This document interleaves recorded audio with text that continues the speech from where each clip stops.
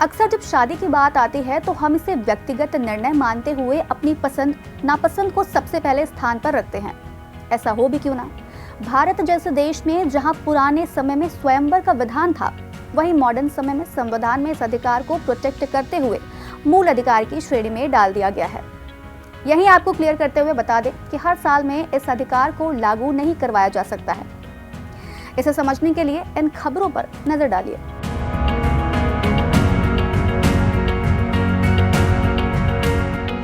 बीते दिनों दिल्ली हाईकोर्ट ने एक महिला द्वारा दायर की गई उस याचिका को खारिज कर दिया जिसमें वह हिंदू मैरिज एक्ट 1955 की धारा 5 के 5 को असंवैधानिक घोषित करने की लंबे समय से कोशिश कर रही थी। आपको बता दें कि ये धारा सपिंड विवाह पर रोक लगाती है। साथ ही कोर्ट ने यह भी कहा कि अगर शादी के लिए साथी चुनने को बिना नियमों के छोड़ दिया जाए तो गैर कानूनी रिश्ते को मान्यता मिल सकती है। इस खबर से हमें ये तो समझ आ गया कि शादी के मूल अधिकार के जरिए भी सपिंड शादी को प्रोटेक्शन नहीं मिला है। तो क्या सपिंड विवाह गैर कानूनी है? और अगर ये गैर कानूनी है तो इसे गैर कानूनी बनाने के पीछे के क्या कारण हैं? और अगर किसी ने सपिंड विवाह कर लिया तो क्या होगा? आइए इन सभी पहलुओं को विस्तार से समझते हैं। शुरुआत सपिंड विवाह से करते हैं। जब कोई विवाह ऐसे दो लोगों के बीच होता है जो आपस में खून के रिश्ते के जरिए से जुड़े होते हैं, तो ऐसे विवाह को हिंदू मैरिज एक्ट में सपिंड विवाह कहा जाता है। हालांकि सपिंड विवाह को लेकर हिंदू विधि से जुड़े दो स्कूलों यानी मिताक्षरा और दाय भाग में अलग अलग मान्यता है, लेकिन दोनों के मुताबिक सपिंड ऐसे लोगों को कहा जाता है जिसमें दो लोगों के पूर्वज एक ही होते हैं। सपिंड विवाह को तय करने के लिए एक्ट की धारा 3 में नियम दिए गए हैं। धारा 3 के F के 2 के मुताबिक एक लड़का या लड़की अपनी मां की तरफ से 3 पीढ़ियों और पिता की तरफ से 5 पीढ़ियों तक किसी से शादी नहीं कर सकते। आसान भाषा में कहें तो विवाह करने वाले दो व्यक्ति आपस में सपिंड माने जाएंगे अगर वह अपनी माता की ओर से ऊपर की 3 पीढ़ियों और भीतर के किसी भी पूर्वज या रिश्तेदार से जुड़े हों और पिता पक्ष की ओर से ऊपर के 5 पीढ़ियों के पूर्वज या रिश्तेदार से जुड़े हों। इसमें आप अपने ऊपर माता की 3 और पिता की 5 पीढ़ियों के भीतर के पूर्वज या इनसे जुड़े रिश्तेदार से शादी नहीं कर सकते हैं। अब यहाँ पर एक जिज्ञासा लोगों के मन में उठती है कि सपिंड विवाह को हिंदू धर्म में मान्यता क्यों नहीं दी गई है।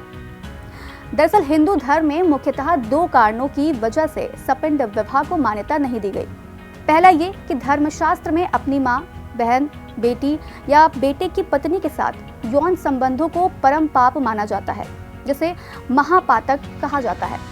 इसके अलावा हिंदू धर्म में विज्ञान को काफी महत्व दिया गया था, जिसके चलते करीबी रिश्तेदार में विवाह करने से आनुवंशिक बीमारियों के बढ़ने की संभावना के चलते अलग परिवार में शादी को महत्व दिया जाता था।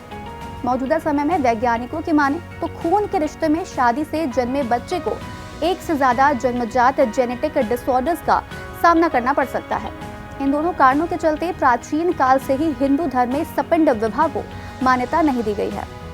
इसी के मद्देनजर जब हिंदू विवाह अधिनियम 1955 भारत में लागू हुआ तो सपिंड विवाह को दंडनीय भी बना दिया गया।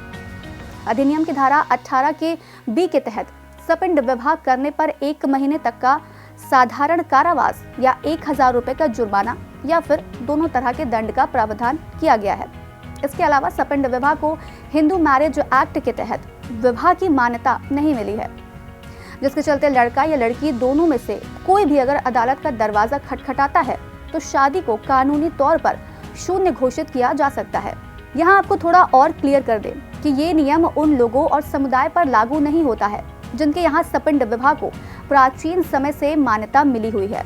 इस तरह से लड़के और लड़की दोनों के समुदाय में सपिंड शादी का रिवाज है तो वो ऐसी शादी कर सकते हैं।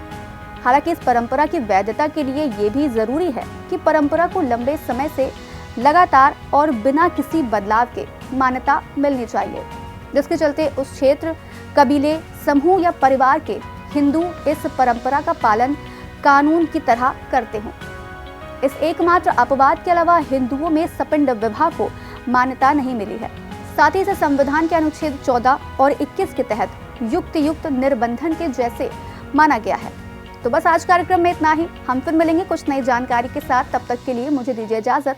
नमस्कार।